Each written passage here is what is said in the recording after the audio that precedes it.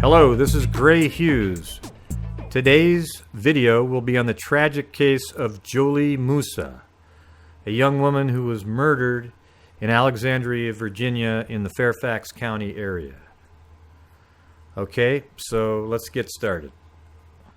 Okay, the main reporter on this case so far has been a lady named Peggy Fox for WUSA 9. She's done a great job of keeping everybody updated and really looking into all aspects. Even has interviews with the family.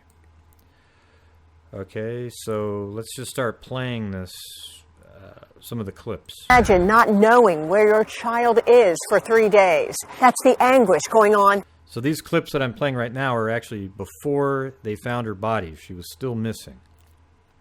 Inside this house. We communicate all the time, like all the time. So the fact that I haven't heard anything from my child, that's not normal. Yeah. And see, that's the thing is, you know, the police didn't really look for her for like 3 days. Start looking for about 3 days because there's a little bit of surveillance footage that shows her leaving the house on her own accord. Okay, I think sometimes police need to really listen to family members more because they know the habits, the personality, and what they deem to be reasonable for their child or sibling. Okay, and I think if they would do that more, you could get the police involved a lot sooner. Now, I'm not saying that they would have been able to save her, because I actually think that she was killed between 5 and 5:30. That's just my assumption I'm making based on the facts that I see.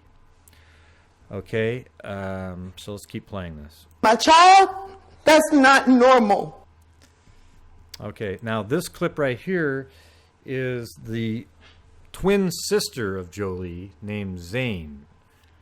Okay, now she is gonna, well, it's spelled Z-H-A-N-E. I don't know if I'm pronouncing that right. Okay, I'll say that right now. But she's going to explain the moments leading up to her sister leaving the house. Fix my hair. She's fixing your hair? Yeah, she's fixing my hair, but then she continuously picks up her phone and just ignores my hair. She continuously picks up her phone, texts. So she's texting. She's texting somebody, and you don't know who that is. Actually, she's Snapchatting. She's not texting, because if she were texting, they could see what she was saying. But it's Snapchat. So because we can't find what she's saying. And you don't know who this person is. Exactly. We don't know who this person is, but she's texting this person, and she's very excited, almost like kind of like jumpy every time. Like it's like she's can't wait to text. Then she leaves and says she's gonna be back really quick. Like, real quick. She's going to be back real quick. Be back. See, look how sad she is. I think the key phrase from what she was saying was jumpy. Okay?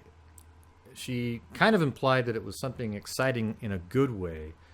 But to me, the word jumpy is a better phrasing of that. And that she also said that. I think she may have been seeing her sister jumpy. You've ever seen those stories on IDTV where the woman feels totally under control by the male and will do whatever they want and will say whatever they want, and if they need to reply right away to text messages and phone calls, and if they don't, they feel like they're going to get in trouble. Okay, I think that's more what's going on here. I think that Jholie actually knew this person. Okay, I mean, I think it's pretty obvious, actually. You know. I mean, I think that she's actually met the person before, knows them. I think the person is actually part of her life. Okay, she was actually neglecting doing her sister's hair because she was so needing to get back to this person as they were chatting. I can imagine him saying, you know, her going, "Oh my God, I better get back," or, you know, he'll get mad and, you know, just keep doing it. And then eventually he said, "Listen, meet me somewhere." And then she just busted out of the house. Okay. Now, the thing is, she left the house at 4:45, and they actually have surveillance footage of her leaving the house. Now, I think this is the lens dirt on it. Like, it's not, I don't think it's filming out of glass or anything. Like it's behind a window. I think that's actually the lens with just scratches and it's old. Okay, but when I watch this surveillance footage, I see her hand, and I think she's actually holding a phone up to her head right now. I think this might be a phone, you know, something right in that area, but watch. So you see her, this is her right hand, it looks like. And maybe that's her left hand, maybe, you know, sending out a text message or typing something in as she spins around right here. But I don't think so. You know, I think she's actually on a phone call right here. Let me continue that. So here we are right at the beginning. I'll play it at full speed first. So Security system shows Jholie leaving at 4:45. Jolie's phone went. She actually has a phone in her hand. Now, is she just listening to a voicemail? I don't know. Okay, because this isn't one of the calls that seems to be reported about. Okay, but if you look at it, her right hand is definitely up to her face, and it kind of looks like her left hand, but you see her left hand swinging right now. You see that? That left hand is swinging. But it looks like, especially like in a shot like that, her right elbow's bent and her hand is up towards her head right there. And it never swings, okay? So her hand is near her face in that shot. Okay? So let's go on and prove where this is on a map. Okay, so you see this parking area right here, how it's square and then there's no buildings around it right there. You could just park freely over there. And here's a building with a roof line up here, and there's just one driveway to the right as you exit the house right here. Okay? Let's now look at Google Earth. Okay, I use Google Earth often, and it's been a great tool. I have Google Earth Pro, which is actually free now for anybody. Okay, it's a desktop version. They have an online version, like on the web, and I don't really like that version. Okay, but if you look right here, this is Jholie's house, and as she was walking out, there's a car right here parked in. I think that's a different car now than the one that we're seeing right here. This image is from 2016.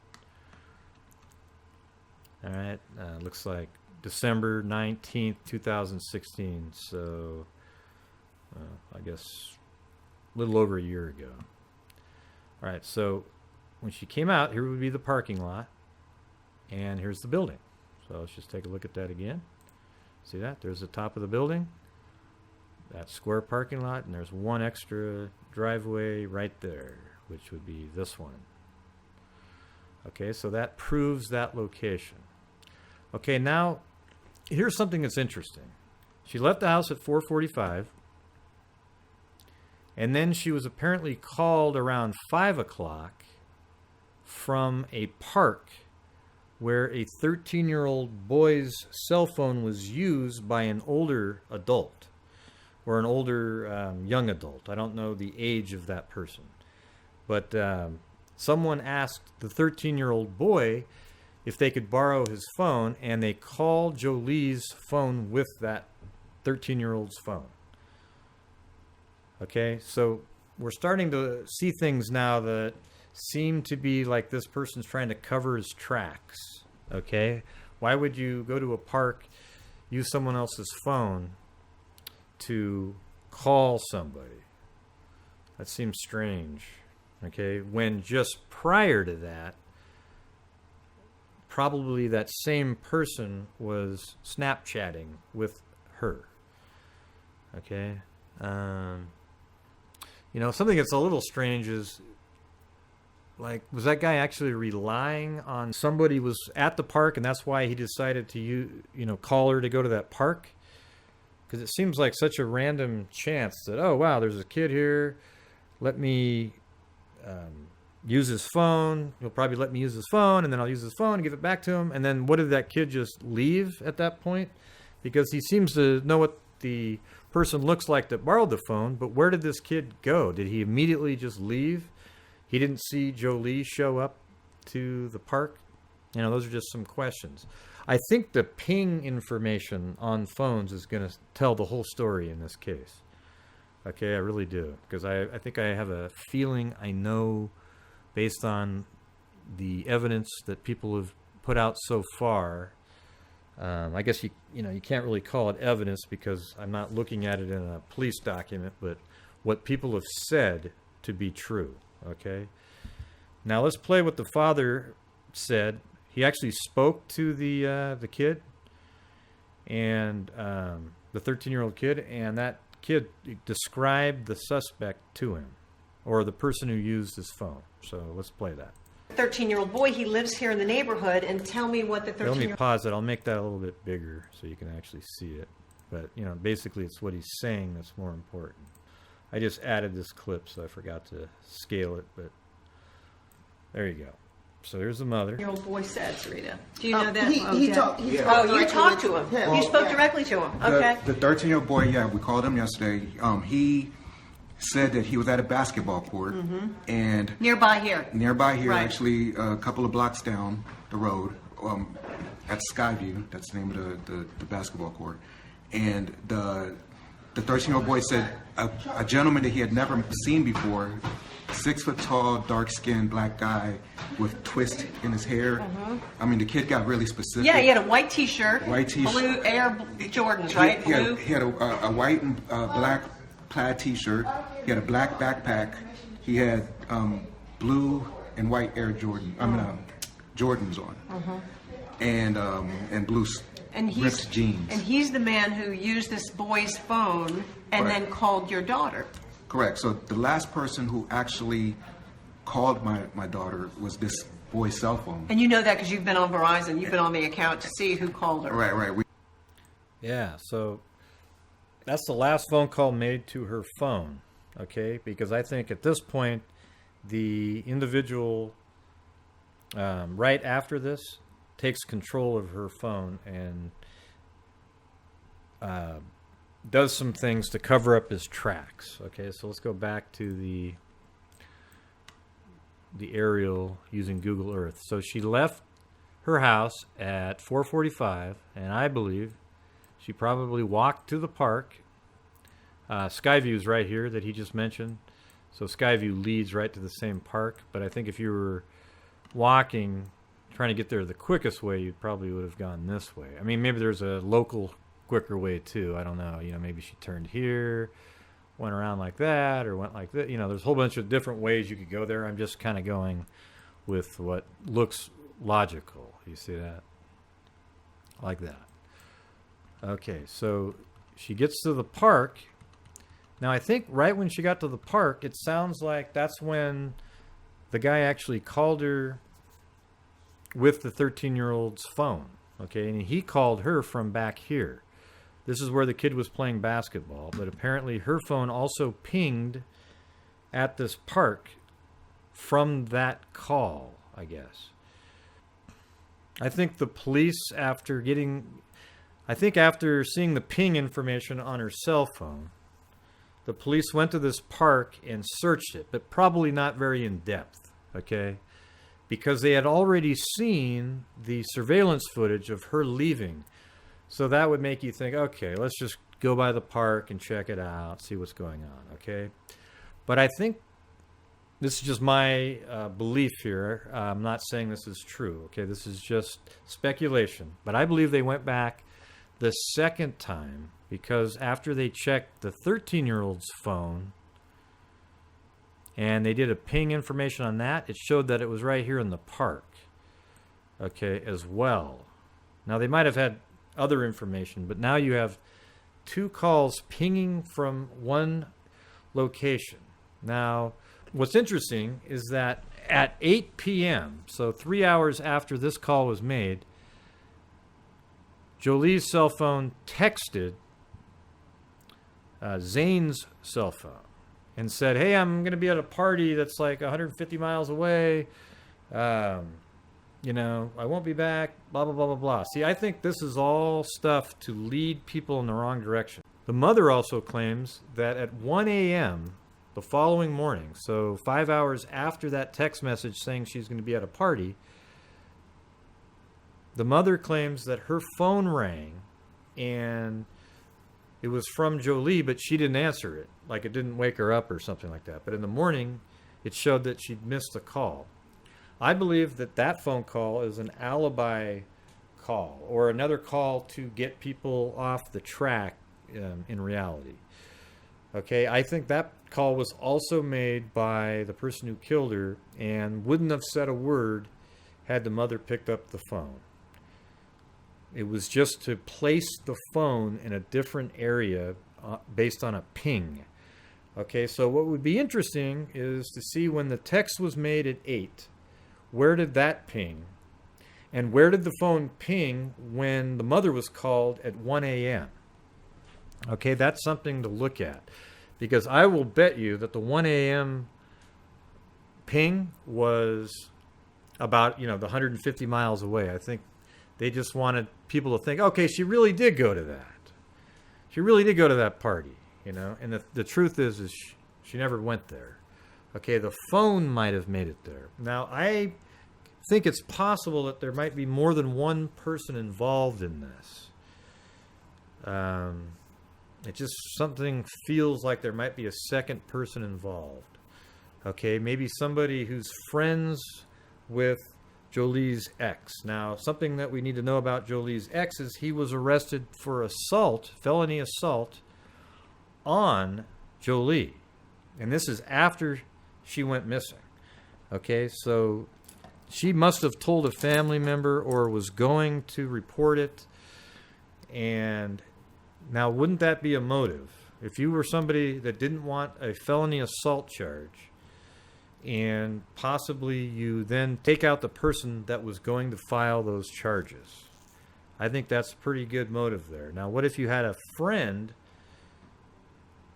be the one that met her at the park so that it doesn't tie back to him, and the friend is actually the one that took the cell phone out of town and everything? Okay, so he would be harder to identify because maybe the friend doesn't match the description that the 13-year-old would have given. Because he's the only person that knows what the person looked like that borrowed his cell phone. Okay, so that's something to look at here. I think that it's possible that Jholie felt kind of under the control of this ex-boyfriend. And she just wanted to do what he said so he wouldn't be violent again, and maybe met up with her, and then he took her out or had her taken out so that she wouldn't report his felony assault charge. Okay, that seems like a theory that makes sense, doesn't it? Okay, so he is in jail right now, so hopefully they already have at least one of the people, and there might just be one, but at least one of the people involved with the death of Jholie. Okay, now I don't know for sure about that. That's just a theory based on the information that we have out right now. So, if I was going to do a quick synopsis, I would say that Jholie left the house at 4:45 after having a sort of heated, controlled Snapchat session with somebody she knew, perhaps her ex-boyfriend. She left the house at 4:45. She walked to the park, and when she was right near the park, she got a phone call from a 13-year-old, and that phone was borrowed by an older person that was 6 feet tall, that was described in the video. Then I think she was actually killed between 5 and 5:30 and left in the park to cover up the tracks, or his tracks. He